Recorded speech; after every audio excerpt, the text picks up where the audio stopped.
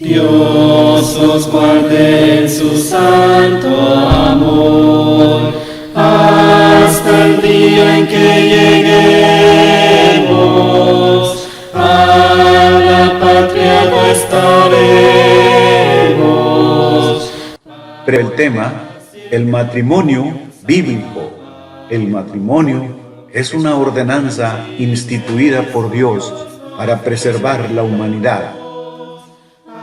El matrimonio es una relación monógama en el cual un hombre y una mujer comparten un compromiso de por vida el uno con el otro.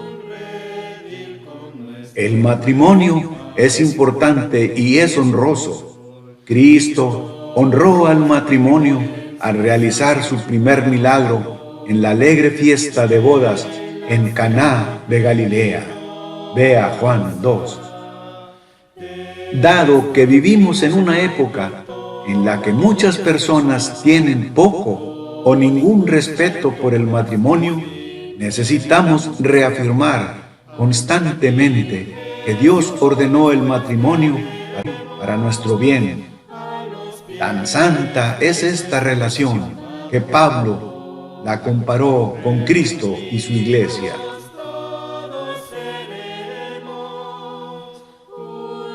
Los votos matrimoniales son ante Dios y testigos. Segunda de Corintios 8:21. Efesios 5:25 nos dice: maridos, amad a vuestras mujeres, así como Cristo amó a su iglesia y se entregó a sí mismo por ella. En un buen matrimonio o matrimonio bíblico, si uno de ellos tropieza, el otro puede levantarlo. Eclesiastés 4:9-12.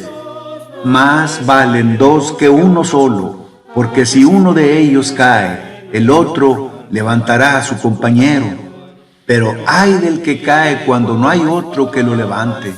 Una sola persona puede ser vencida, pero dos ya pueden defenderse. Un cordón de 3 hilos no se rompe fácilmente. Contenido general del tema matrimonio bíblico. Introducción, diapositiva 3. Dios establece el hogar, diapositivas 4-6. El modelo matrimonial, diapositiva 7-9. Los dos serán una sola carne, diapositiva 10. Propósitos del matrimonio bíblico, diapositiva 11.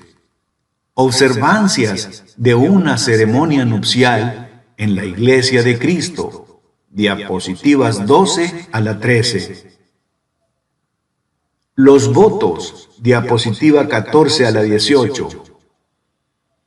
Características de un matrimonio bíblico, diapositiva 19-diapositiva 20. Pactos matrimoniales, diapositiva 21-31. El cordón de 3 hilos, diapositiva 32-36. Y pregunta y respuesta importante, diapositiva 37-38. Introducción al tema del matrimonio bíblico. El tema de lo que constituye el matrimonio bíblico ha ocasionado mucha controversia entre los hijos de Dios. La verdad de Dios se ve empañada por argumentos basados en costumbres tradicionales, preferencias personales, emociones o sentimientos y leyes civiles. Dios mismo, el autor del matrimonio, es quien hace la unión de un hombre y una mujer. Cuando los padres o los funcionarios de un estado, o los predicadores o presidentes de ceremonias matrimoniales o recepciones matrimoniales proclaman que las parejas de recién casados se unen, debe entenderse que la unión en ese nivel es meramente ceremonial, porque la unión verdadera, real y auténtica la hace Dios cuando se cumplen todos los compromisos del matrimonio. Por tanto, lo que Dios juntó, no lo separe el hombre. Mateo 19:6. Este es el matrimonio, según la voluntad de Dios. Toda costumbre tradicional del hombre o la ley civil está subordinada a esta ley divina. En este estudio veremos a la luz de las Escrituras lo que Dios nos dice acerca de lo que es el matrimonio bíblico. Veamos ahora el punto, el establecimiento de la primera institución de Dios, el hogar. La narración de Moisés de cómo Dios instituyó el matrimonio. 'Tis so sweet to trust in Jesus, just to take Him at His word, just to rest upon His promise, just to know thus saith the Lord. Jesus, Jesus, how I trust Him, how I proved Him o'er and o'er. Lectura bíblica, Génesis 2:18 al 2:24. Y dijo Jehová Dios, no es bueno que el hombre esté solo, le haré ayuda idónea para él. Jehová Dios formó, pues, de la tierra toda bestia del campo y toda ave de los cielos, y las trajo a Adán para que viese cómo las había de llamar. Y todo lo que Adán llamó a los animales vivientes, ese es su nombre. Y puso Adán nombre a toda bestia y ave de los cielos y a todo ganado del campo. Mas para Adán no se halló ayuda idónea para él. Entonces Jehová Dios hizo caer sueño profundo sobre Adán, y mientras éste dormía, tomó una de sus costillas y cerró la carne en su lugar. La costilla que Jehová Dios tomó del hombre, hizo una mujer y la trajo al hombre. Dijo entonces Adán, esto es ahora hueso de mis huesos y carne de mi carne. Esta será llamada varona, porque del varón fue tomada. Y Génesis 2:24 dice, por tanto, dejará el hombre a su padre y a su madre, y se unirá a su mujer, y serán una sola carne. Originalmente, Dios solo creó al hombre. El primer hombre, Adán, no tenía compañera. Dios no tenía la intención de dejar a Adán en esta situación. Dios sabía que no era bueno que el hombre estuviera solo, pero el hombre no entendía esto. Durante el sexto día, Dios trajo a un representante de cada tipo de animal ante Adán para que pudiera nombrar al animal. Sin embargo, Adán pudo observar a cada animal con atención y comprender que ninguno de estos animales sería un buen compañero para él. Sé que dicen que los perros son los mejores amigos del hombre, pero un perro no puede ser un compañero total. Una vez que Adán se dio cuenta de lo solo que estaba, Dios creó una ayuda idónea o compañero especial solo para el hombre. La mujer se formó a partir de una de las costillas de Adán que Dios tomó mientras Adán dormía. Cuando Adán se despertó y vio la creación, la llamó mujer. Las palabras mujer y hembra significan del hombre. Continúo explicando el establecimiento de la primera institución de Dios, el hogar. En el primer versículo de la Biblia leemos, en el principio creó Dios los cielos y la tierra. Génesis 1:1. La Biblia enseña que en el primer día de la creación, Dios hizo la luz, día y noche. En el segundo día hizo el firmamento. dividió el agua arriba y abajo. Al tercer día hizo secar tierra, dividiendo las aguas y amando las mares y vegetación. Al cuarto día hizo el sol, la luna y las estrellas. En el quinto día hizo la vida animal, peces y aves. En el sexto día hizo las bestias, los reptiles y el hombre. Génesis 1:1 dice, en el principio creó Dios los cielos y la tierra. Luego, en el séptimo día, Dios descansó de toda la obra que creó e hizo. Lea Génesis, capítulo 2, versículos 2 y 3. En Génesis 2:7 dice, el Señor Dios formó al hombre del polvo de la tierra y sopló en su nariz aliento de vida, y el hombre se convirtió en alma viviente. En Génesis 2:18, Dios dijo, no es bueno que el hombre esté solo, le haré una ayuda idónea. Entonces, Dios hizo que Adán tuviera un sueño profundo. Del lado de Adán, quitó una costilla, hizo a la mujer y la entregó al hombre. Génesis 2:22 leemos, Adán dijo, esto es ahora hueso de mis huesos y carne de mi carne, se la llamará mujer, porque fue sacada del hombre. Dios dijo que dejará el hombre a su padre y a su madre, y se unirá a su mujer, y serán una sola carne. Lea Génesis 2, versículos 23 y 24.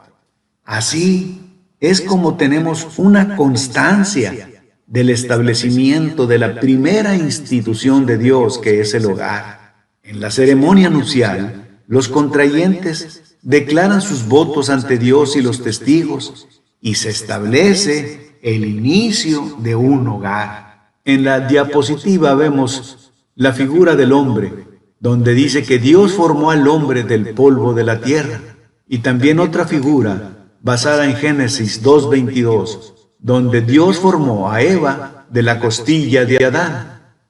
Y vemos que en el séptimo día Dios descansó de toda la obra que creó. Veamos ahora el punto, el modelo matrimonial.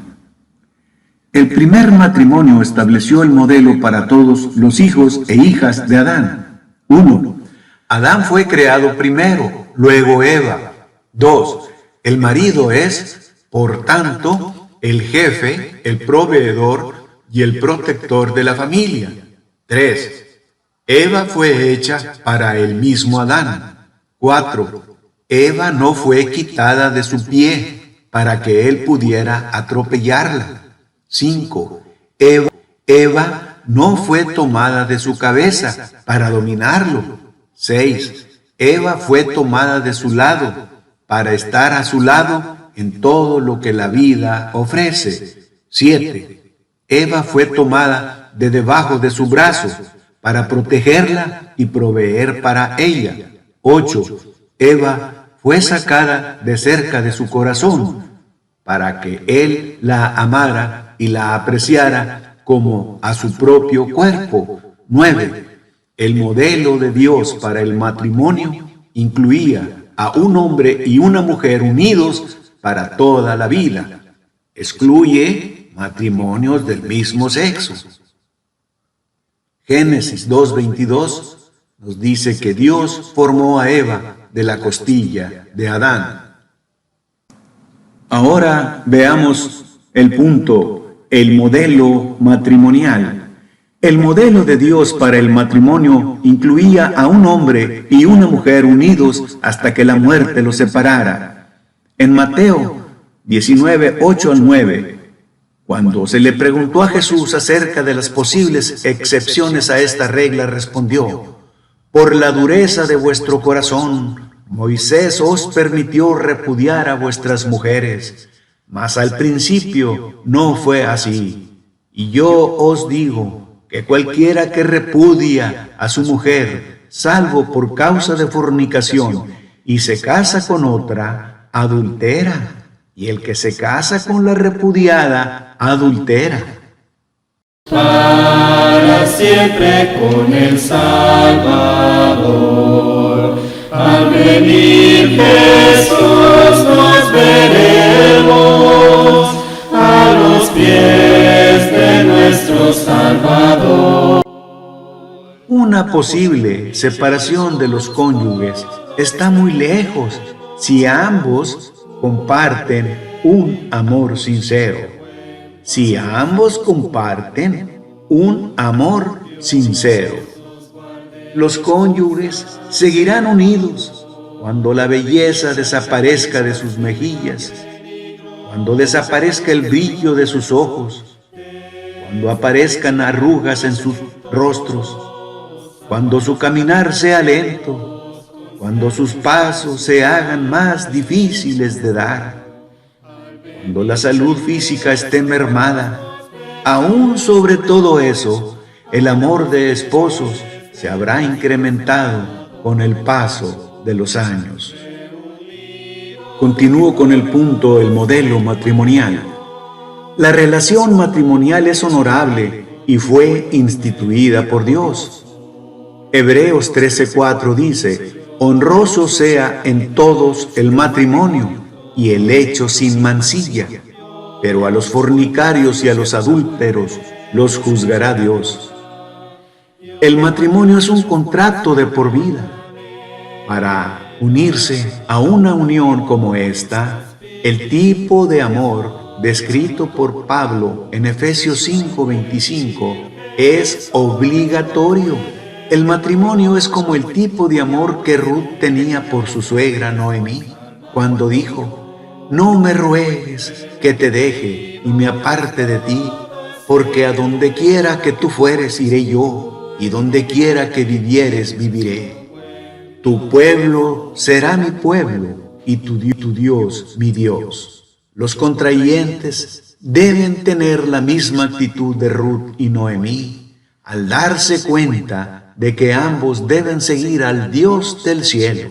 Efesios 5:25 dice: maridos, amad a vuestras mujeres, así como Cristo amó a su iglesia y se entregó a sí mismo por ella. En Ruth, capítulo 1, versículo 16, leemos: tu pueblo será mi pueblo y tu Dios mi Dios. Continúo con el punto, los dos serán una sola carne.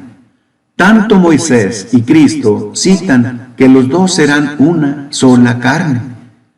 Moisés narra lo que dijo Dios en Génesis 2:24, que dice: por tanto, dejará el hombre a su padre y a su madre, y se unirá a su mujer, y serán una sola carne.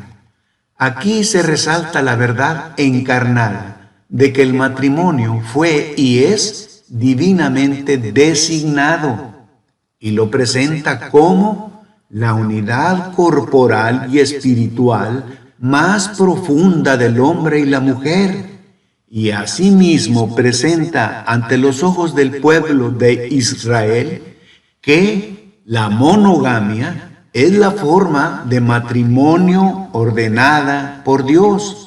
Pero como las palabras de Moisés son la expresión de la revelación divina, así también Cristo pudo citarlas, como la palabra de Dios en Mateo 19:5. Leemos que Cristo dijo: por tanto, el hombre dejará padre y madre y se unirá a su mujer, y los dos serán una sola carne.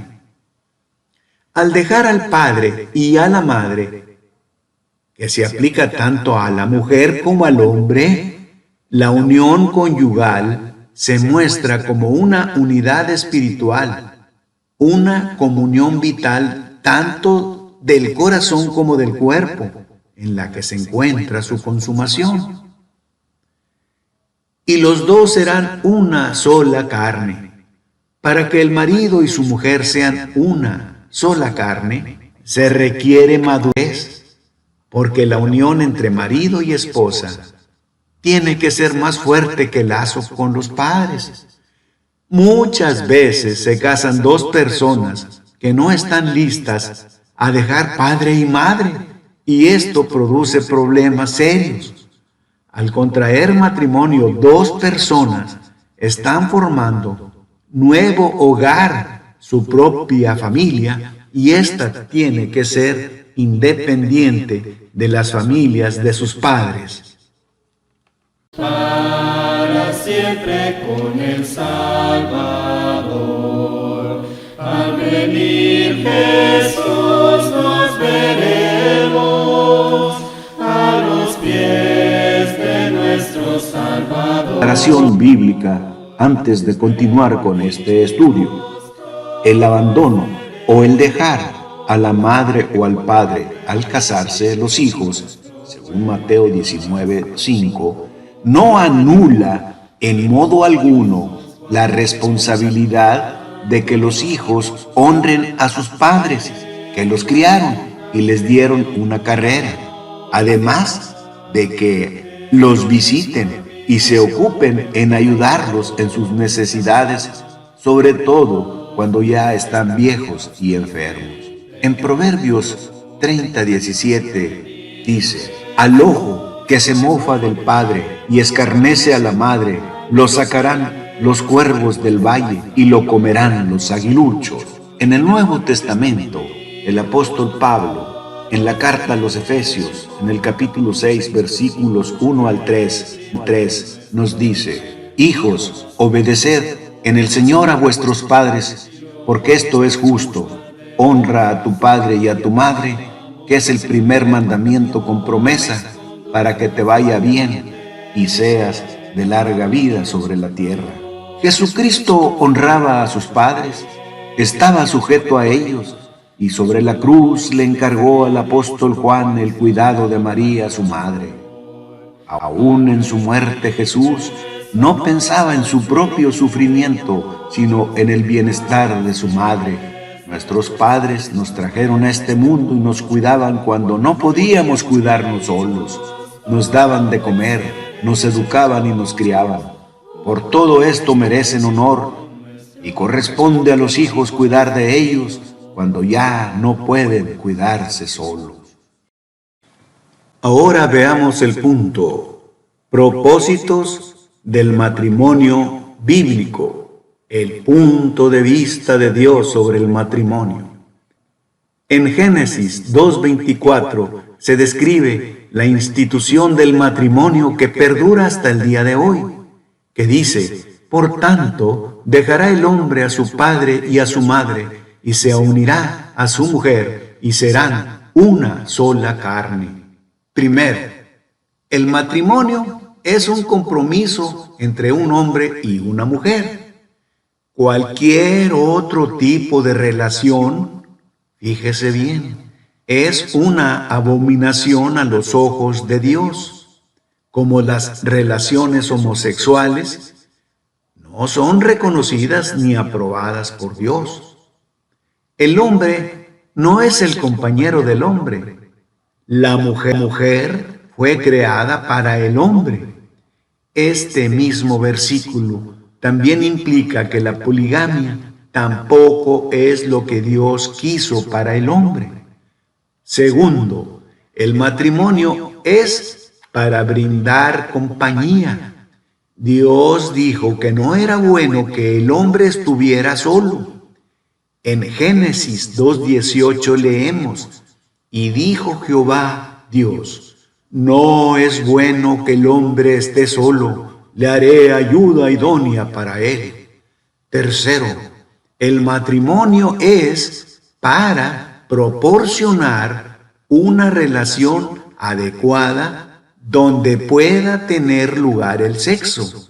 En Hebreos 13:4, el escritor declara que todos reconocen que el estar casados es una relación honorable. Dentro del matrimonio, la cama no se contamina. Leamos lo que dice Hebreos 13:4. Honroso sea en todos el matrimonio. Y fíjese bien lo que dice enseguida: y el hecho sin mancilla. Pero a los fornicarios y a los adúlteros los juzgará Dios. Y cuarto, otro propósito del matrimonio es tener un lugar para criar hijos. Los niños son el producto natural de las relaciones sexuales regulares. Génesis 1:28 dice, y los bendijo Dios y les dijo, fructificad y multiplicaos, llenad la tierra y sojuzgadla y señoread en los peces del mar, en las aves de los cielos y en todas las bestias que se mueven sobre la tierra. Otra vez, Génesis 1:28, y los bendijo Dios y les dijo, fructificad y multiplicaos, llenad la tierra con hijos. Veamos ahora el punto, observancias de una ceremonia nupcial en miembros de la Iglesia de Cristo. Los votos matrimoniales son ante Dios y testigos. Segunda de Corintios 8:21 nos lo explica, procurando hacer las cosas honradamente, no solo delante del Señor, sino también delante de los hombres. Veamos ahora las observancias de una ceremonia nupcial en los miembros de la Iglesia de Cristo. Número 1. Los contrayentes entienden que es Dios quien los une en matrimonio, bajo los términos de su palabra. Número 2. Los que se van a casar entienden que tal acto es solamente tradicional. Repito, los que se van a casar entienden que tal acto es solamente tradicional. Número 3. Que legalizan su matrimonio ante la ley civil. Número 4. Dios no especifica cierta ceremonia para llevar a cabo un casamiento. Repito, número 4. Dios no especifica cierta ceremonia para llevar a cabo un casamiento. Número 5. La ley del país demanda que cada matrimonio se legalice. Número 6. La pareja cristiana va a obedecer las leyes del país, pero su matrimonio no está en manos de los paganos. Número 7. La manera de llevar a cabo esa clase de actos, fíjese bien, será según la conveniencia, la decencia y el buen orden. Número 8. Los contrayentes entienden que el matrimonio es un compromiso incondicional y de toda la vida. Continúo con las observancias de una ceremonia nupcial en miembros de la Iglesia de Cristo. Número 9. Si se emplea el local para la reunión, que todo se limite a predicación, exhortación, a oraciones y a canciones o himnos espirituales. Al declarar ante todos los presentes cada uno sus votos de amor y dedicación de vivir como esposos hasta que la muerte los separe. Número 10. Durante la ceremonia puede haber cantos cristianos y una predicación. La predicación de la palabra de Dios conviene a todo tiempo y en todo lugar. Segunda de Timoteo 4:2. Número 11. Si todo sucede en una casa familiar o pública, todo lo que es decente se puede emplear. Número 12. En el edificio de reunión queda fuera cualquier cosa no autorizada, como comidas, música y otras actividades semejantes. Número 13. Para los cantos cristianos y la predicación se puede hacer uso del local de la iglesia, ya que lo único que se autoriza para actividades en edificio local de la iglesia es la predicación y la edificación. Número 14. Que la mujer se vista de blanco o de negro no importa. Dios no especifica el color de la vestidura para la asamblea en el local, pero sí por implicación especifica el uso correcto del local. Número 15. En muchos casos se quiere usar el local de la iglesia porque es conveniente como sitio amplio para los invitados a las bodas y porque es gratuito. Se ahorra dinero. Tal actitud manifiesta egoísmo y falta de respeto por las enseñanzas de las Escrituras. Los votos en el matrimonio bíblico. Descripción de lo que se hace en una ceremonia nupcial. En una boda, la persona que realiza la ceremonia normalmente pregunta si las dos personas, por su nombre completo, si están de acuerdo en casarse y pregunta si los padres también están de acuerdo.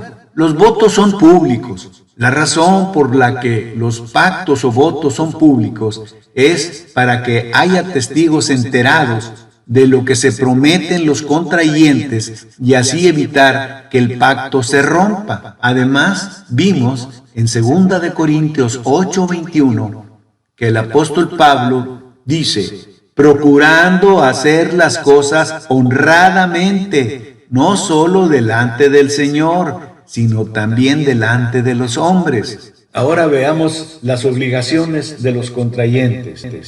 La persona que preside la ceremonia nupcial les dice a los contrayentes que repitan lo siguiente: yo, y luego se da el nombre del novio o la novia, te tomo, se vuelve a decir el nombre del novio o de la novia, para que seas mi esposo o esposa, para tenerte y conservarte de este día en adelante, para bien o para mal, en la riqueza o en la pobreza, en la enfermedad o en la salud.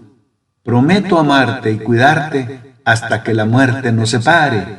Pero además, junto con las obligaciones que se prometen los contrayentes el uno al otro, durante el pacto o convenio público, se enumeran las bendiciones que recibirán por guardar el pacto y las consecuencias por romperlo. Estamos estudiando los votos y viendo la descripción de lo que se hace en una ceremonia nupcial. Número 1. En la mayoría de las bodas, la gente se centra en las bendiciones, pero la Biblia también habla de la ruptura. Hebreos 13:4 dice: sea el matrimonio honroso en todos y el hecho matrimonial sin mancilla, porque a los inmorales y a los adúlteros los juzgará Dios. Número 2. Los contrayentes firman la licencia de matrimonio civil. Número 3. Una recepción sirve comida como compañerismo entre familiares y amigos. Número 4. Los aniversarios sirven como recordatorios periódicos de que el pacto continúa. Esto es para que los esposos no se les olvide. Número 5. Los votos se hacen a un poder superior, que es Dios. Jesús nos dice en Mateo 19:4-6, desde el principio los hizo varón y hembra. Serán una sola carne. Lo que Dios ha unido, ningún hombre los separe. Aquí no está hablando de relaciones homosexuales. Número 6. Dios es el máximo testigo y ejecutor del pacto. No es el predicador el que casa. El hermano fulano de tal es el que nos casó. Así suelen decir muchas personas. Número 7. Los votos son presenciados por al menos 2 personas, que son los representantes del novio y de la novia. Número 8. Pero por lo general, las bodas se celebran frente a miembros de ambas familias, donde todos se convierten en testigos. Por eso se insiste en que Los votos matrimoniales son ante Dios y testigos. El texto que nos apoya es 2 Corintios 8:21, que dice, procurando hacer las cosas honradamente, no solo delante del Señor, sino también delante de los hombres. Número 9. Se hacen provisiones como regalos para el nuevo matrimonio, para recordar el pacto y recordatorios de que las partes están en comunión. Número 10. Comúnmente los anillos dan testimonio de la existencia del pacto. Dios os guarde en su santo amor, hasta el día en que lleguemos a la patria nuestra. Estamos analizando los votos en el matrimonio bíblico.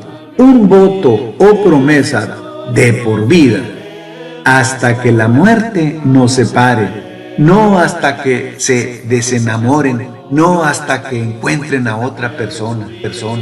Los contrayentes deberán fortalecer y honrar su matrimonio, manteniendo o cumpliendo sus votos.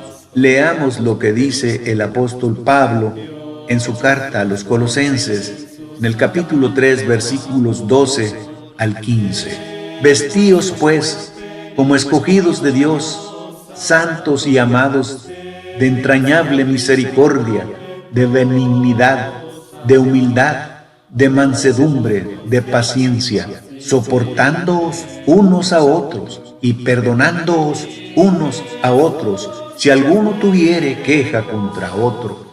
De la manera que Cristo os perdonó, así también hacedlo vosotros.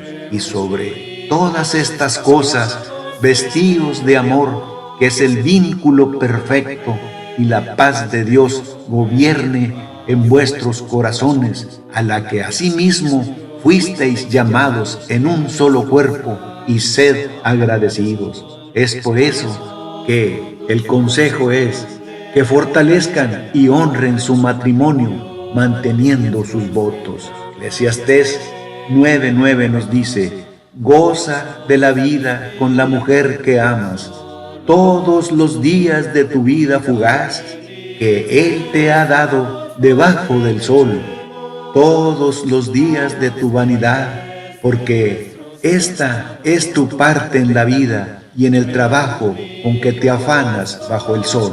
Este es un consejo para el esposo.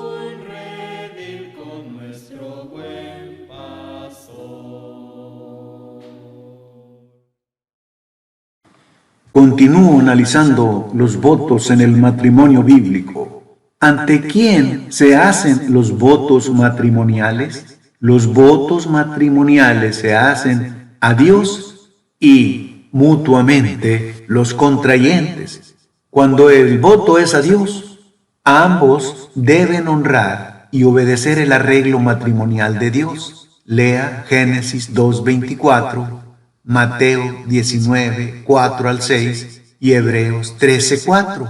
El voto mutuo entre los contrayentes. Cuando es el voto mutuo entre los contrayentes, generalmente el que preside la ceremonia nupcial hace la siguiente pregunta. Toma a esta mujer o a este hombre cuya mano ahora sostiene como su esposa o esposo legítimo. Ahora veamos cuáles son las obligaciones, acciones aceptadas libremente por los cónyuges. Las obligaciones del esposo son: 1. Amarla como Cristo amó a la iglesia. Lea Efesios 5:25 al 27. Apreciarla como a su propia carne. Lea Efesios 5:28 al 29 y Génesis 2:23 y 24. 3. Deberá proveer a su esposa en tiempos buenos y difíciles. Primera de Timoteo 5:8. 4. El esposo va a dirigir y proveer a la esposa como una cabeza amorosa. Lea Efesios 5:23 y 33. Ahora veamos las obligaciones aceptadas por la esposa. 1. La esposa prometerá amarlo y honrarlo como la Iglesia ama a Cristo, según Efesios 5, 22 y 33. 2. La esposa se somete u obedece al esposo, según Tito 2, 5. 3. La esposa lo honrará en palabras y acciones a pesar de las circunstancias, como la enfermedad, la salud, la prosperidad o la adversidad. Ahora veamos las obligaciones aceptadas libremente por el esposo y la esposa. 1. La fidelidad ayuda a asegurar el éxito de su matrimonio. 2. La infidelidad y el engaño del adulterio es un asalto a la pureza del matrimonio, así como a la confianza y el honor de su cónyuge. Es odio, no amor, hacia su propia carne. Lea Efesios 5, 29. 3. Tan severa es esta violación del pacto que Dios permite que el inocente sea liberado de su naturaleza vinculante. Lea Mateo 19, 9. 4. Tanto el esposo como la esposa deberán proteger la fidelidad de su matrimonio. No se pongan en ninguna situación en la que sientan la tentación de ceder al pecado. Ahora veamos cuál es la vigencia de los votos matrimoniales. Los votos matrimoniales o promesas deberán cumplirse hasta que la muerte los separe, porque el matrimonio es un contrato de por vida. Dice el apóstol Pablo en su carta a los Romanos, capítulo 7, versículos 2 y 3. Porque la mujer casada está sujeta por la ley al marido, mientras éste vive, pero si el marido muere, ella queda libre de la ley del marido. Así que, si en vida del marido se uniere a otro varón, será llamada adúltera, pero si su marido muriere, es libre de esa ley, de tal manera que si se uniere a otro marido, no será adúltera. Continúo con los votos en el matrimonio bíblico. Veamos ahora la insensatez de hacer votos o promesas a la ligera. La Biblia dice que cumplamos los votos matrimoniales. Eclesiastés 5, 4 al 5 dice: cuando a Dios haces promesa, no tardes en cumplirla, porque Él no se complace en los insensatos. Cumple lo que prometes. Mejor es que no prometas y no que prometas y no cumplas. En la ceremonia nupcial, lo más importante es lo que los cónyuges declaren sus votos o promesas del uno al otro en público, prometiéndose ser fieles hasta que la muerte los separe. Romanos 7, 2 al 3. Porque la mujer casada está sujeta por la ley al marido, mientras éste vive. Pero si el marido muere, ella queda libre de la ley del marido. Así que, si en la vida del marido se uniere a otro varón, será llamada adúltera. Pero si su marido muriere, es libre de esa ley, de tal manera que si se uniere a otro marido, no será adúltera. Marcos 10, 9 dice: por tanto, lo que Dios juntó, no lo separe el hombre.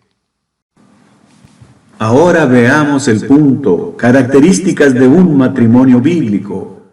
Apoyo escritural para características de un matrimonio bíblico. El versículo 24 de Génesis, capítulo 2, describe la institución del matrimonio que perdura hasta el día de hoy y enfatiza la exclusividad del matrimonio y la prioridad de la unión sobre todas las demás, incluyendo la relación de la pareja hacia sus padres. Génesis 2:24 dice: por tanto, dejará el hombre a su padre y a su madre, y se unirá a su mujer, y serán una sola carne. El matrimonio también fue creado para confraternizar o tener amistad o compañerismo. Génesis 2:18 dice, y dijo Jehová Dios, no es bueno que el hombre esté solo, le haré ayuda idónea para él. El matrimonio es un compromiso incondicional y de toda la vida. Hay dos citas para este punto.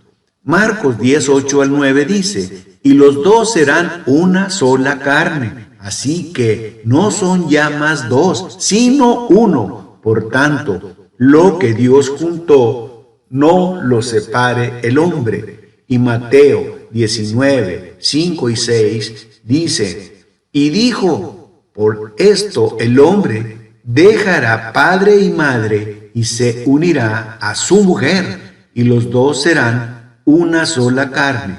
Así que no son ya más dos, sino una sola carne. Por tanto, lo que Dios juntó, no lo separe el hombre. Continúo con el apoyo escritural para características de un matrimonio bíblico. Pablo nos dice, huid de la fornicación, para mostrar la pecaminosidad de las relaciones sexuales fuera del matrimonio. En 1 Corintios 6:13-18 dice, pero el cuerpo no es para la fornicación, sino para el Señor, y el Señor para el cuerpo. Huid de la fornicación. Cualquier otro pecado que el hombre cometa está fuera del cuerpo, mas el que fornica contra su propio cuerpo peca. Pablo enfatiza la importancia de la autoentrega del amor en el matrimonio. Lo leemos en Efesios 5:28. Así también los maridos deben amar a sus mujeres como a sus mismos cuerpos. El que ama a su mujer, a sí mismo se ama. Pablo describió el tipo de sumisión mutua que debe caracterizar la relación matrimonial. Lo leemos en Efesios 5:21-22. Someteos unos a otros, esposas y esposos, en el temor de Dios. Las casadas estén sujetas a sus propios maridos como al Señor. Aunque el esposo es la cabeza del hogar, su rol es modelado usando como base el rol de Cristo como cabeza, quien amó a la iglesia y se entregó a sí mismo por ella. Lo leemos en Efesios 5:25. Maridos, amad a vuestras mujeres, así como Cristo amó a la iglesia y se entregó a sí mismo por ella.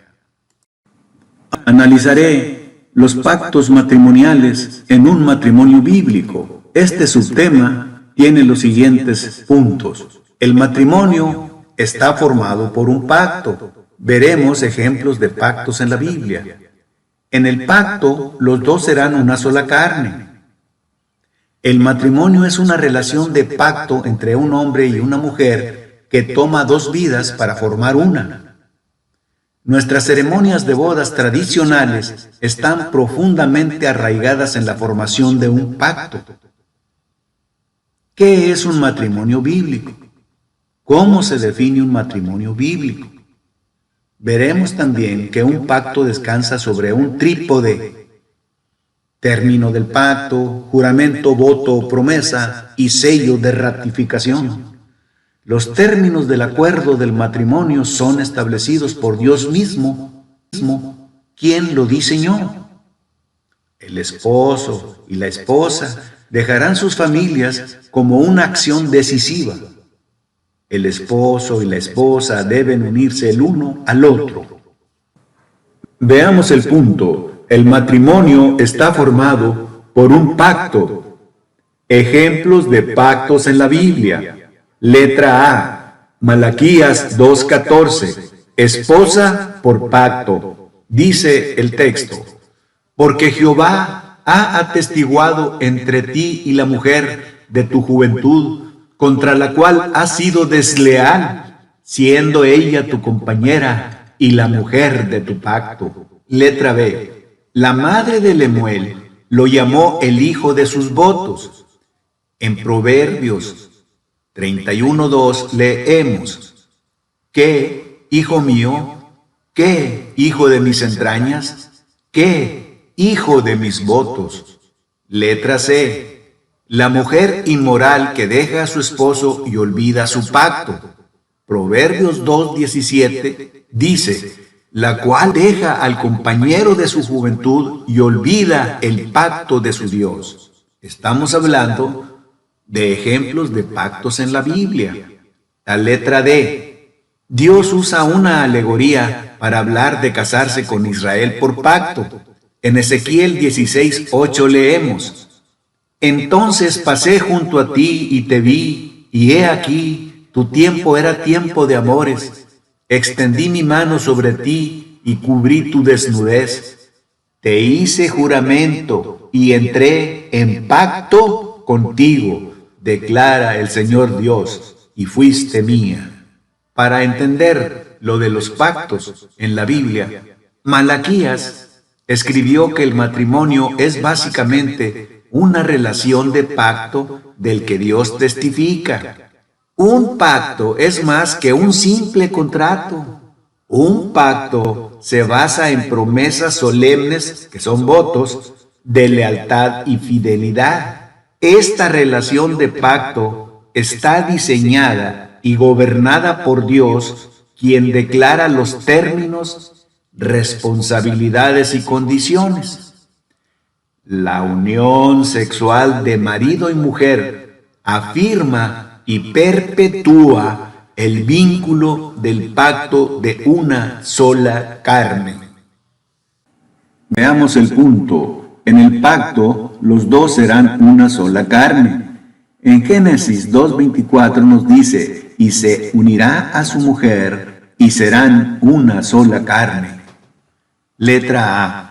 Una forma de ver esto es reconocer que dos personas se unen a través de un pacto con una entidad, una familia, en lugar de permanecer como dos personas. Letra B.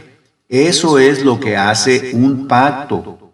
Un pacto une a dos en uno. Letra C. Debido a que el pacto es de beneficio mutuo, lo que deben hacer el esposo y la esposa es, inciso 1, que deben trabajar para que el matrimonio funcione. Efesios 5:33 dice: cada uno de vosotros ame también a su mujer como a sí mismo, y que la mujer respete a su marido. También habrá ocasiones en las que uno tenga que soportar, ayudar y cubrir al otro, como trató Dios a Israel. Leamos Oseas 2:19 y 20. Y te desposaré conmigo para siempre. Te desposaré conmigo en justicia, juicio, benignidad y misericordia. Y te desposaré conmigo en fidelidad, y conocerás a Jehová. También tanto el esposo como la esposa deben tener siempre el deseo de protegerse y cuidarse mutuamente, como lo hizo Dios con su pueblo. Leamos Jeremías 3, 14 y 15. Convertíos, hijos rebeldes, dice Jehová, porque yo soy vuestro esposo, y os tomaré uno de cada ciudad y dos de cada familia, y os introduciré en Sión, y os daré pastores según mi corazón, que os apacienten con ciencia y con inteligencia.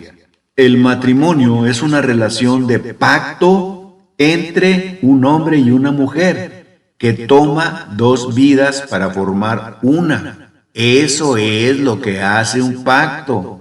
Un pacto une a dos en uno.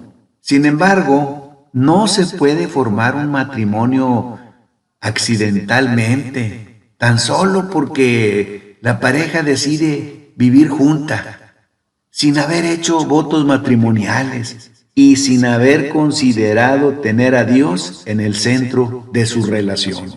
Por lo que el matrimonio es una relación de pacto entre un hombre y una mujer que toma dos vidas para formar una. Y recordemos que lo que hace un pacto es unir a dos en uno.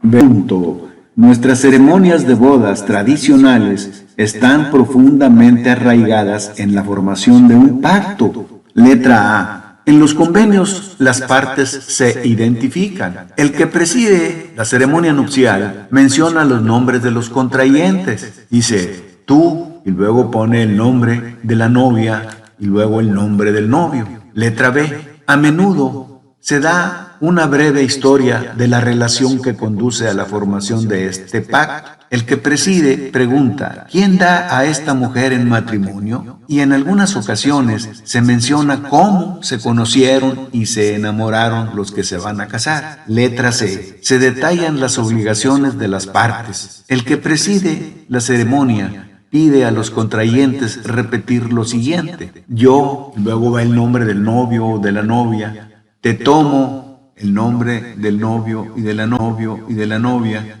para ser mi esposa o esposo, para tener y sostener desde este día en adelante, para bien o para mal, para más rico, para más pobre, en enfermedad y en salud, amarte y cuidarte, etcétera, etcétera. Esas son las obligaciones o votos o promesas que los contrayentes se dicen el uno al otro. Es muy importante saber, el diseño del pacto es para beneficio de ambas partes. Veamos lo que nos dice la Biblia en cuanto a esos beneficios del pacto matrimonial. Inciso A. Proverbios 12:4 habla de que la mujer virtuosa es corona de su marido. ¿Cuál es el beneficio para el marido? Que la mujer es corona, si es que la mujer es virtuosa. En Proverbios 18:22 nos dice que en la esposa hay un beneficio para el hombre, porque hay bien y favor de... En Proverbios 19:14 nos habla también de otro beneficio para el esposo, porque dice Proverbios 19:14 que la mujer prudente es mejor que una herencia. El inciso D, otro beneficio, lo vemos en Proverbios 31:10, que si usted lo lee, va a ver que la mujer es de un valor invaluable. Y el inciso E nos habla de otro beneficio del pacto matrimonial, que nos dice que hay preocupación en la mujer por agradar al marido. Leamos lo que nos dice 1 Corintios 7, 33 y 34 para entender este beneficio. Dice, pero el casado tiene cuidado de las cosas del mundo, de cómo agradar a su mujer. Y 1 Corintios 7, 34 dice, hay asimismo diferencia entre la casada y la doncella. La doncella tiene cuidado de las cosas del Señor para ser santa así en su cuerpo como en espíritu. Pero la casada tiene cuidado de las cosas del mundo, de cómo agradar a su marido. La letra D. Hay una lista de beneficios esperados si se conserva o se mantiene el pacto matrimonial, pero también hay consecuencias si se rompe ese pacto matrimonial. Inciso A. La mayoría de las ceremonias de boda contienen una bendición para la pareja. Inciso B. Note los buenos deseos para Booz y Ruth. En Ruth 4, del 11 al 12, dice, y tú seas ilustre en Efrata, y seas de renombre en Belén. ¿Qué bendiciones aquí le están deseando? De que sea ilustre y de renombre. Inciso C. Dios hace cumplir los términos. Hebreo nos lo dice, honroso sea en todos el matrimonio y el hecho sin mancilla. Sigo analizando cómo se forman los pactos y de qué se componen, refiriéndonos a los pactos matrimoniales. Veamos ahora la letra E. Disposiciones para recordar el pacto y recordatorios de que están en comunión. Los contrayentes. 1. Los anillos dan testimonio de la existencia del pacto. 2. La licencia de matrimonio está firmada y registrada. 3. Una recepción sirve como las comidas de la confraternidad. 4. Los aniversarios son recordatorios periódicos. Letra F. Los juramentos son hechos ante un poder superior, que es Dios. Los contrayentes se dicen el uno al otro, lo prometo. Es cuando ellos prometen ante Dios cumplir sus votos. 2. Los votos matrimoniales están ante Dios. Mateo 19:6 dice que serán una sola carne, y eso lo dijo Jesús. 3. En Proverbios 2:17 leemos que hay algunos que olvidan el pacto que hicieron con Dios, como la mujer de este versículo que abandonó al compañero de su juventud. Letra G. Testigos del pacto. 1. La novia es acompañada por algunas damas y por personas que ayudan a sufragar los gastos de la ceremonia, por lo que ellas y los invitados son testigos de esa ceremonia, acostumbrándose que ellos firmen como testigos de los votos. En Ruth 4:11 leemos: dijeron todos los del pueblo que estaban a la puerta con los ancianos, testigos somos. La letra H. Los convenios son permanentes. La palabra pacto significa acuerdo, testamento o convenio. 1. Romanos 7:2 al 3 dice que los pactos o convenios son por la vida de la pareja. En esa cita dice que la mujer casada está sujeta por la ley al marido mientras éste vive. 2. En Mateo 19:6 se reconfirma que los convenios o pactos matrimoniales son permanentes porque nos habla de que no se deben separar. En ese texto dice, sino una sola carne. Por tanto, lo que Dios juntó no lo separe el hombre. 3. El pacto matrimonial es permanente porque en 1 Corintios 7:10 al 11, Pablo dice que no hay que divorciarse. Leamos lo que dice ese pasaje. Pero a los que están unidos en matrimonio, mando, no yo, sino el Señor, que la mujer no se separe del marido. Otra vez, que la mujer no se separe del marido. Y si se separa, quédese sin casar, o reconcíliese con su marido, y que el marido no abandone a su mujer. Entonces, la palabra pacto significa acuerdo, testamento o convenio. Estamos hablando de pactos matrimoniales, los cuales el Nuevo Testamento nos dice que son permanentes.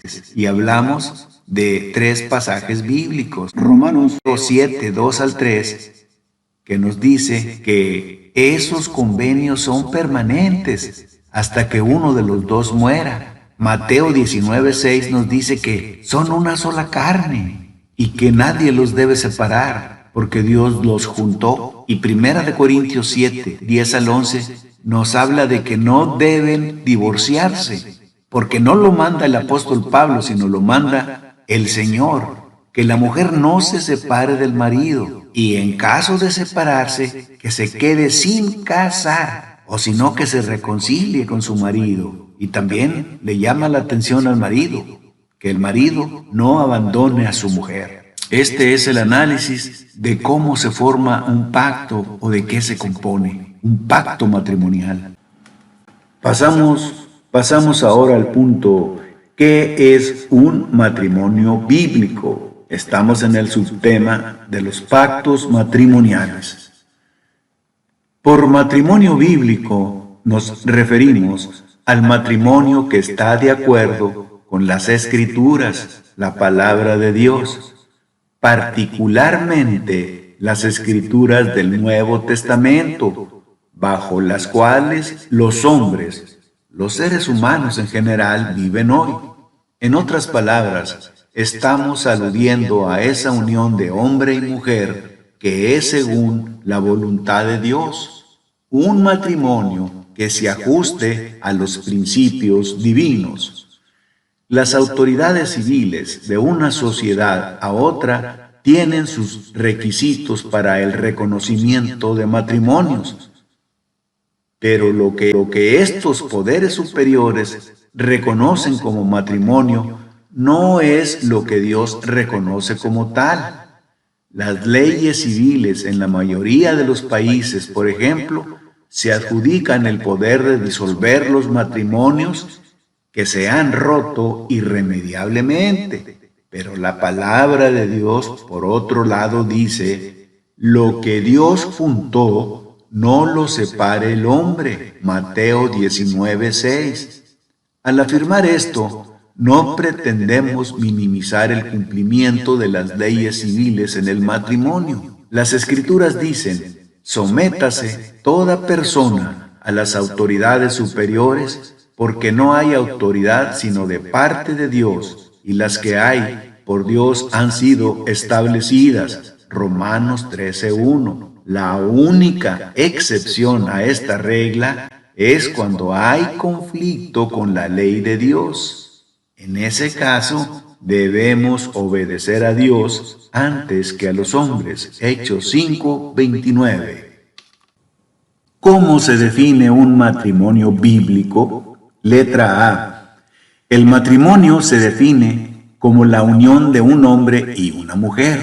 Mateo 19:4 dice: ¿no habéis leído que el que los hizo al principio, varón y hembra los hizo? Estas palabras son de Jesús. El matrimonio bíblico es de naturaleza monógama y esencialmente heterosexual.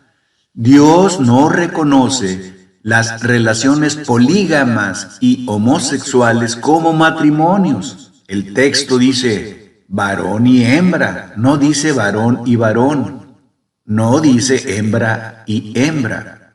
Letra B. Además, el matrimonio bíblico es la unión de un hombre que nunca se ha casado o cuya esposa ha muerto o que ha dejado a su esposa por fornicación, y una mujer que tampoco se ha casado nunca o cuyo marido ha muerto o quien ha repudiado a su marido por fornicación. Lea Mateo 5:32, Mateo 19:9, Romanos 7:2 y 3. Letra C. El matrimonio bíblico es una relación de por vida. Romanos 7:2 y 3 dicen: porque la mujer casada está sujeta por ley al marido mientras éste vive. Pero si el marido muere, ella queda libre de la ley del marido. Así que, si en vida del marido se uniere a otro varón, será llamada adúltera. Pero si su marido muriere, es libre de esa ley, de tal manera que si se uniere a otro marido, no será adúltera. Primera de Corintios 7:10-11 dice: pero a los que están unidos en matrimonio, mando, no yo, sino el Señor, que la mujer no se separe del marido, y si se separa, quédese sin casar, o reconcíliese con su marido, y que el marido no abandone a su mujer. Letra D. La única excepción que el Señor permite es la fornicación. Mateo 19:9 y Mateo 5:32 dicen: pero yo os digo que el que repudia a su mujer, a no ser por causa de fornicación, hace que ella adultere, y el que se casa con la repudiada comete adulterio. Vamos ahora, el matrimonio bíblico es un pacto. Según Malaquías 2:10-15, aprendemos que el matrimonio es un pacto. Particularmente en el versículo 14 leemos: mas diréis, ¿por qué? ¿Por qué Jehová ha atestiguado entre ti y la mujer de tu juventud, contra la cual has sido desleal, siendo ella tu compañera y la mujer de tu pacto? y la mujer de tu pacto. Aquí Malaquías escribió que el matrimonio es básicamente una relación de pacto del que Dios testifica. Un pacto es más que un simple contrato. Un pacto se basa en promesas solemnes, votos de lealtad y fidelidad. Esta relación de pacto está diseñada y gobernada por Dios, quien declara los términos, responsabilidades y condiciones. La unión sexual de marido y mujer afirma y perpetúa el vínculo del pacto de una sola carne. Por eso el adulterio es tan destructivo, porque se trata de traicionar a la esposa de tu pacto. Malaquías 2:14 al 16.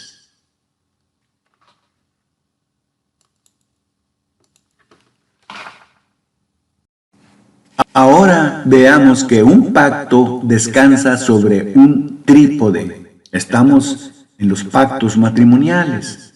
Ese trípode se compone, número 1, de los términos del pacto. Un pacto es básicamente un acuerdo entre dos o más partes. No podemos concebir la idea de un pacto sin un acuerdo. Al hacer un pacto, los términos del acuerdo son la regla número 1. Al hacer un pacto, los términos del acuerdo son la regla número 1. Número 2. El juramento, voto o promesa. El segundo componente de un pacto es un juramento o una promesa de las dos partes, de cumplir con los términos del contrato. Un voto o promesa es la regla número 2 al hacer un pacto. Número 3. Sello de ratificación. El tercer y último componente de un pacto es un sello formal de ratificación para autenticarlo. Hoy en día los convenios se ratifican mediante firmas y o sello. Estamos en el subtema pactos matrimoniales. Veamos ahora los términos del acuerdo del matrimonio son establecidos por Dios mismo, quien lo diseñó. Génesis 2:24 dice: por tanto, dejará el hombre a su padre y a su madre, y se unirá a su mujer, y serán una sola carne. Que fue Dios quien hizo esta proclamación es evidenciado por nuestro Señor Jesús en Mateo 19:4 al 5. Según el diseñador del matrimonio, las dos partes involucradas son el hombre y su esposa. El esposo y la esposa dejarán sus familias como una acción decisiva. El acuerdo entre los dos es dejar al padre y a la madre. Jesús usó una forma intensiva de la palabra dejar. Esta palabra significa abandonar por completo. Sin embargo, el abandono de padre y madre no anula, repito, no anula en modo alguno la responsabilidad de honrar a los padres, pero sí subraya la necesidad de renunciar totalmente a la dependencia de los padres, pero eso no significa olvidarse de los padres cuando ya estén viejos y enfermos. Debe haber una ruptura definitiva de dependencia entre la nueva familia del recién matrimonio con las familias de sus padres. No se debe permitir que los padres y las madres interfieran, regulen, dominen o controlen los matrimonios de sus hijos. Esta es la regla número 1. Veamos ahora, el esposo y la esposa deben unirse el uno al otro. La idea aquí es pegar o soldar, y esto enfatiza el voto o promesa matrimonial. Esto implica la aceptación de la unidad en el matrimonio y un compromiso con esa unión. Esta es la regla número 2 del pacto matrimonial. Dios mismo el autor del matrimonio es quien hace la unión de un hombre y una mujer. Otra vez, Dios mismo, el autor del matrimonio, es quien hace la unión de un hombre y una mujer. Cuando los padres o los funcionarios de un estado, o los predicadores o presidentes de ceremonias matrimoniales o recepciones matrimoniales, proclaman que las parejas de recién casados se unen, debe entenderse que la unión en ese nivel es meramente ceremonial, porque la unión verdadera, real y auténtica la hace Dios cuando se cumplen todos los compromisos del matrimonio. Mateo 19:6 dice: por tanto, lo que Dios juntó, no lo separe el hombre. Este es el matrimonio según la voluntad de Dios. Toda costumbre tradicional del hombre o la ley civil está subordinada a esta ley divina. Dios bendiga las almas unidas por los lazos de amor sacrosanto, y las guarde de todo quebranto en el mundo de espina serial, que el hogar que a formarse comienza con la unión de estos dos corazones, goce siempre de mil bendiciones al amparo del Dios de Israel. Pasamos ahora al subtema, el cordón de 3 hilos. Mejores son 2 que 1. Dijo el sabio Salomón en Eclesiastés 4:9, que mejores son 2 que 1. Y en Eclesiastés 4:12 dijo que cordón de 3 hilos no se rompe fácilmente.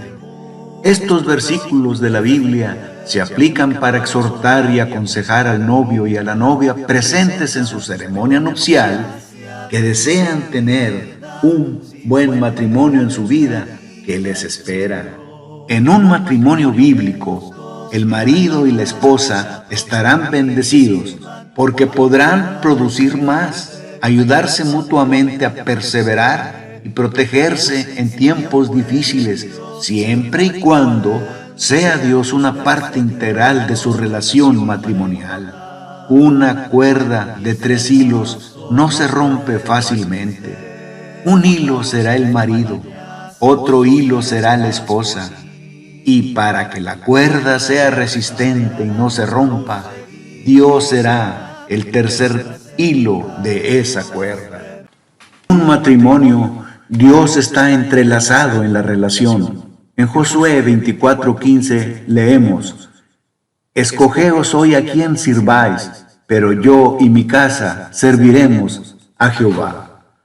Los contrayentes, una vez que se han comprometido a cumplir con los votos matrimoniales, deberán traer a Dios a su matrimonio para que esté en medio de ellos siempre, porque un gran matrimonio es aquel en el que Dios está en el centro.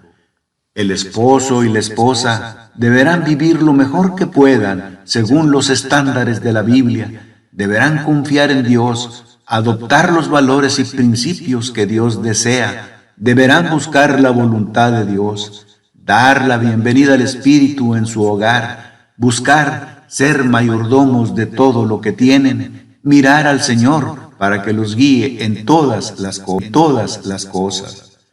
La cuerda más fuerte es una cuerda de 3 hilos. Si se quita un hilo o hebra y se dejan solo 2, obviamente la cuerda se debilitará.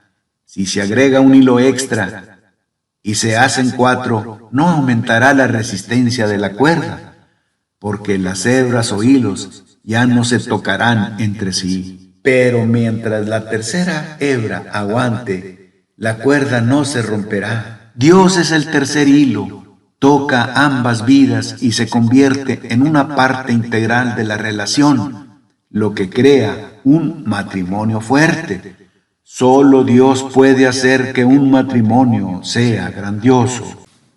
Continúo en el subtema el cordón de 3 hilos. Un gran matrimonio o matrimonio bíblico incluye a Dios como el tercer hilo entrelazado que toca tanto al esposo como a la esposa.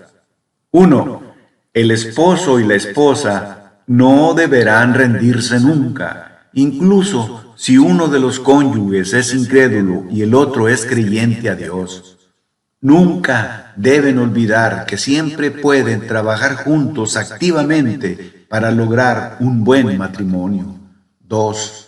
Ambos deberán trabajar juntos para lograr protección, perseverancia y productividad.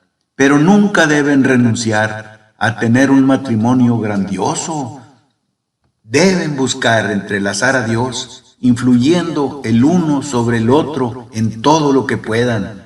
Orar uno por el otro. Deben ir siempre adelante, siempre y nunca se deben rendir. 3. Permita Dios que nos conceda buenos matrimonios en su iglesia, matrimonios saludables, matrimonios fuertes. 4. Ver a 2 personas trabajando juntas es asombroso, porque superarán las dificultades y serán bendecidos por Dios en su matrimonio. Un cordón de 3 hilos no se rompe fácilmente. En un buen matrimonio o matrimonio bíblico, si uno de ellos tropieza, el otro puede levantarlo. Eclesiastés 4, 9 al 12. Más valen 2 que uno solo, porque si uno de ellos cae, el otro levantará a su compañero. Pero ay del que cae cuando no hay otro que lo levante.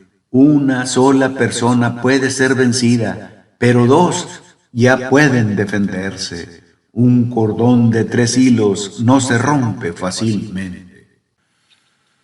En resumen, el cordón de 3 hilos. Eclesiastés 4, 9 y 12. Mejores son 2 que 1. Cordón de 3 hilos no se rompe pronto. Uno solo puede ser vencido, pero 2 podrán resistir. Número 1. El cordón de 3 hilos simboliza la unión de un hombre y una mujer por Dios en una relación matrimonial. Número 2. Al mantener a Dios en el centro de su matrimonio, su amor continuará uniéndolos como uno a lo largo de su matrimonio. Número 3. Mientras Dios entrelaza sus hilos, Él está uniendo sus 2 vidas en una, representando el presente. Número 4. El nudo terminado simboliza su futuro y cómo su amor y matrimonio seguirán siendo fuertes. Pasamos ahora a la pregunta y respuesta importante. Cuando fingen casarse sin testigos y sin registro civil del matrimonio, cuando en un matrimonio no quieren que nadie sepa que están casados, entonces, eso quiere decir, es que no se aman lo suficiente. Los matrimonios no requieren la participación del gobierno, pero si un gobierno requiere registrar al matrimonio por asuntos legales, no hay nada de malo en ello, ya que los cristianos deben obedecer a las autoridades gubernamentales. Lea Romanos 13, 1 y 2. La pretensión de ese falso matrimonio parece funcionar durante un tiempo, hasta que necesitan pruebas legales para algo que se requiera más adelante, como alguna enfermedad de alguno de los 2 o para manutención de los hijos. La razón por la que los pactos son públicos es porque su conocimiento común impide que cualquiera rompa fácilmente el pacto, y es para que haya testigos enterados de lo que se prometen los contrayentes, y así evitar que el pacto se rompa. Muchas parejas acostumbran tener relaciones sexuales, pero no significa que puedan saltarse el paso importante de casarse. El apóstol Pablo aconseja a las parejas en 1 Corintios 7, 9, y dice así: Pero si no pueden ejercer dominio propio, que se casen, porque es mejor casarse que arder de pasión. Por lo tanto, si intentan fingir casarse sin testigos o sin registro del matrimonio, entonces los dos no estarán realmente casados, y cuando tengan relaciones sexuales estarán cometiendo fornicación, lo cual es un pecado. El escritor a los Hebreos nos dice en Hebreos 13:4 que honroso sea en todos el matrimonio y el lecho sin mancilla, pero a los fornicarios y a los adúlteros los juzgará Dios. No hay ningún daño por seguir y cumplir con el registro civil en un matrimonio. El apóstol Pablo insistió una vez en que los fondos enviados a los santos necesitados fueran llevados por personas seleccionadas por las iglesias locales. No es que Pablo no fuera digno de confianza. Le preocupaba cómo le parecía a la gente al involucrar a otros. Él estaba proporcionando cosas honorables no solo a los ojos del Señor, sino también a los ojos de los hombres. Si en un matrimonio solo se pretende ser honorable ante el Señor y que rechazan cumplir la ley civil matrimonial del gobierno, esto es algo noble, pero solo parcial. Porque el apóstol Pablo, en 2 Corintios 8:21, nos dice, procurando hacer las cosas honradamente, no solo delante del Señor, sino también delante de los hombres. O sea que al hacer los votos matrimoniales, debe haber testigos del gobierno, familiares y Dios como testigo principal. El mismo apóstol nos exhorta en Romanos 12:17 diciendo, procurad lo bueno delante de todos los hombres. En Romanos 13:1-2 nos dice, sométase toda persona a las autoridades superiores, de modo que quien se opone a la autoridad, a lo establecido por Dios, resiste. Si eres como la mayoría, que estás evitando ese papelito porque serviría de testimonio de un compromiso. Aunque reclamas a Dios como tu testigo, el hecho de que no quieras que se registre para que el hombre también pueda ver que se ha celebrado un matrimonio, me dice que no tienes planes a largo plazo para seguir comprometido con la mujer con la que vives actualmente. Tal persona desea conservar una libertad imaginaria para marcharse cada vez que decida que no le guste cómo van las cosas. No quiere que quede ninguna evidencia de que tenía otras intenciones antes. No es si Dios desapruebe matrimonios que rechazan cumplir la ley civil, sino que es si eres lo suficientemente honesto para admitir que estás casado de una manera verificable. Ese caso da a entender que el esposo parece dudar en llamar esposa a la mujer con la que vive, y esa actitud no suena a compromiso. Fin del estudio.